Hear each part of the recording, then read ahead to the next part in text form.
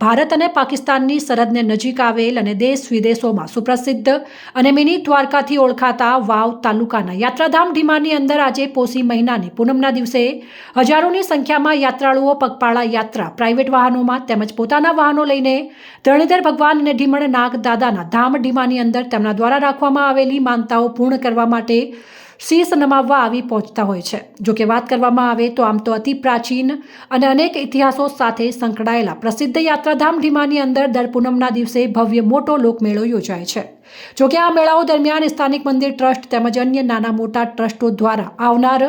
યાત્રાળુઓને કોઈપણ જાતની અગવડતા ન પડે તેની પૂરેપૂરી કાળજી રાખવામાં આવી રહી છે।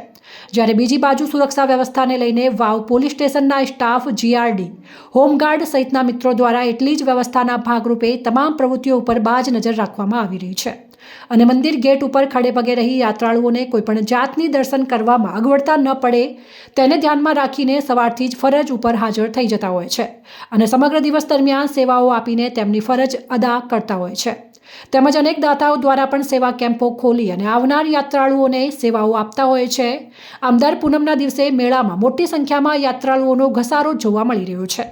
ત્યારે આવનાર યાત્રાળુઓને આવવા અને જવા માટે કોઈ અગવડતા ન પડે તેને ધ્યાનમાં રાખીને ગુજરાત રાજ્યના એસટી વિભાગ દ્વારા પણ એટલી જ તકેદારી રાખી એક્સ્ટ્રા બસો દોડાવી યાત્રાળુઓને કોઈ મુશ્કેલીઓ ન પડે તેના માટેની પૂરતી કાળજી રાખવામાં આવી રહી છે।